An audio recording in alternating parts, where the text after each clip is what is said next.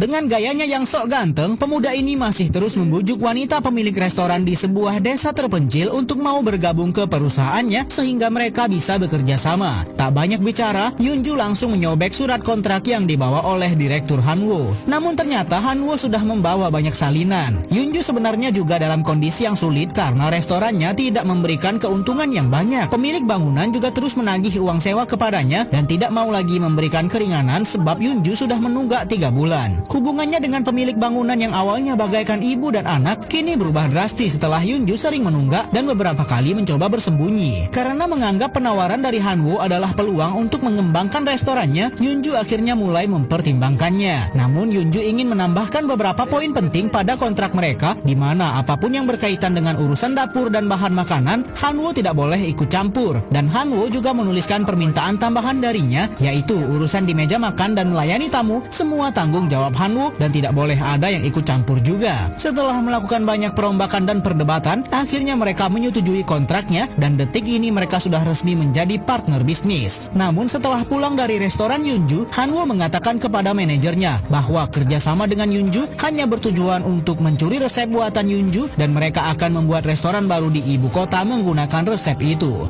Hanwo terpaksa melakukan ini karena ia sudah didepak dari perusahaannya sendiri sebab ia sudah difitnah oleh saingannya sendiri yang juga kakak kandungnya sendiri. Persaingan bisnis antar keluarga membuat Hanwo harus melakukan segala cara untuk memperbaiki reputasinya. Sementara itu terlihat Yunju sedang melakukan transaksi yang mencurigakan dengan seseorang dan ketahuan oleh Hanwo. Hanwo sempat mengira bahwa mereka sedang bertransaksi barang terlarang. Ternyata Yunju hanya membeli bahan masakan yang berkualitas tinggi dari supplier rahasia. Hanwo malah mencegah Yunju karena takut mereka akan ditipu sebab Yunju kan tidak punya uang. Penjual tadi pun juga tidak memberikan barangnya karena Yunju ternyata juga ingin berhutang lagi. Sepulang dari pasar, Yunju malah menangis histeris karena gagal mendapat bubuk cabai yang diinginkannya. Sebab menurut Yunju itu adalah bubuk cabai yang paling berkualitas di dunia dan tidak ada duanya. Tapi Hanwo malah sibuk membahas bagaimana cara untuk mendapat keuntungan. Mereka harus menurunkan kualitas bahan makanan. Tapi Yunju tidak mau karena kualitas bahan makanan adalah nomor satu baginya. Hanwo juga mengatakan bahwa mereka butuh 1 orang pegawai tambahan untuk mempersiapkan bahan makanan jika ingin mengembangkan restoran. Hanwo juga sudah mempersiapkan kandidat dengan latar belakang kuliner yang mantap dan berpengalaman. Namun saat Yunju pergi ke pasar, ia malah tertarik dengan bibi penjual sayur yang dulunya pernah bekerja di restoran masakan Korea selama 15 tahun.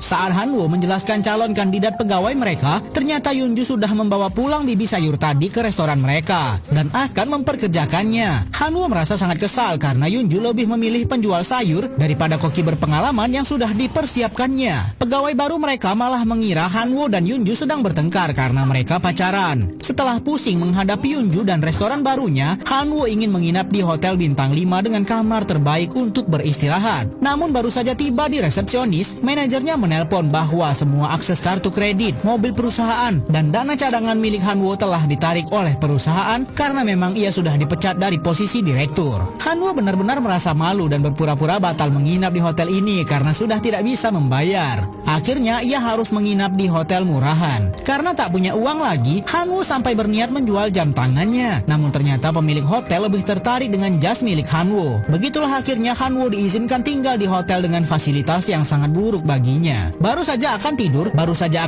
Hanwo teringat ia sudah berjanji akan membawa meja baru ke restorannya bersama Yunju. Besok paginya memang benar Hanwo membawa meja baru, tapi bagaimana ia bisa mendapatkannya padahal sudah tidak punya uang sama sekali. Jelas saja Hanwo ternyata menjual jam tangan mewah miliknya. Setelah jatuh miskin dalam semalam, pemuda ini harus mengelola restoran yang baru saja diakuisisinya dengan modal seadanya. Untuk menginap di hotel, ia harus menjual jasnya. Untuk membeli meja baru restorannya, Hanwo harus menjual jam tangannya. Namun karena dulunya ia adalah direktur perusahaan kuliner ternama di ibu kota, Hanwo masih punya koneksi dengan para influencer terkenal dan ia meminta semuanya untuk mempromosikan restoran barunya. Tapi yang ada semua malah menolak karena memang berita buruk tentang Hanwo yang sudah dipecat dengan tidak terhormat dari jabatan direktur sudah tersebar kemana-mana. Sempat ada satu influencer yang berminat membantu dan meminta saja foto makanan di restorannya. Namun Hanwo masih merasa kalau foto yang ada belum cukup bagus dan piringnya terlalu jelek. Belum sempat mengambil foto yang bagus, Hanwo malah sudah berdebat dengan pegawainya karena meminta pelanggan membayar dulu makanan sebelum mendapat makanannya. Sedangkan prinsip Hanwo, pelanggan harus makan dulu sebelum membayar. Perdebatan antara Hanwo dan pegawai barunya pun tak kunjung Yunju usai karena Jin Myung malah sibuk nonton drama saat sedang kerja. Hanwo pun sampai lupa kalau ia harus mengirim foto terbaru kepada influencer yang ingin membantunya.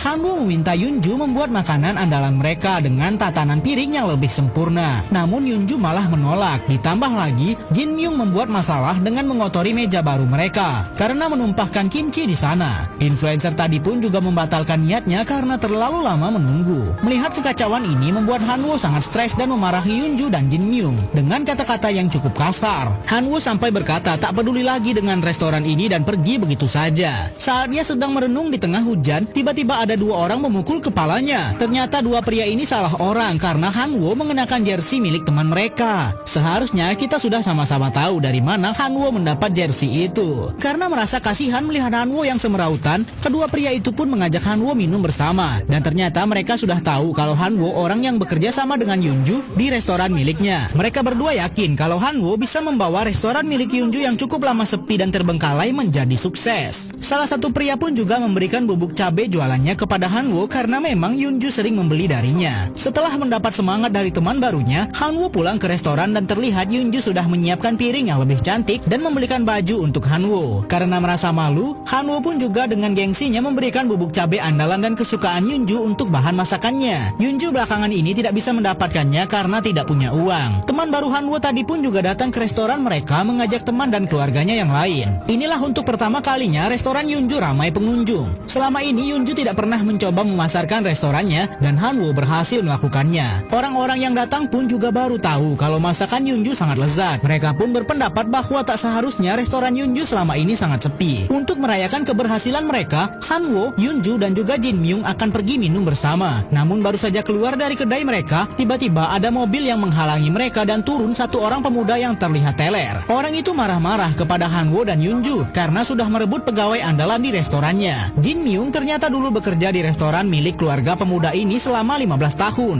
dan keluarga pemuda ini belum bisa terima kepergian Jin Myung. Alasan Jin Myung kepada keluarga pemuda tadi juga membuat Hanwo marah karena ternyata Jin Myung sudah membual kepada bos lamanya kalau di restoran baru milik Hanwo ia akan dibayar 10 kali lipat. Padahal kan nyatanya tidak begitu. Jika tidak membual seperti itu, Jin Myung tidak akan dibiarkan pergi karena memang dirinya adalah karyawan andalan di restoran milik pemuda ini. Ayah pemuda tadi pun sangat marah karena Shin Chun tidak bisa membawa kembali pegawai andalan mereka. Sementara itu, karena terlalu banyak minum, Hanwo dan Yunju sepertinya sudah mulai teler. Di tengah kondisi seperti ini, Hanwo mendapat kabar bahwa kakaknya malah memperkerjakan mantan pacarnya sebagai koki di restoran miliknya. Kakak Hanwo sudah melakukan banyak cara untuk menjatuhkan Hanwo. Karena sudah tak tahan lagi, Hanwo pun langsung mengirim pesan suara kepada mantan pacarnya dan ia tak sengaja keceplosan bahwa ia akan membalas perbuatan mereka semua setelah berhasil mencuri resep andalan milik Yunju yang begitu lezat. Dengan resep itu, Hanwo akan membuat restoran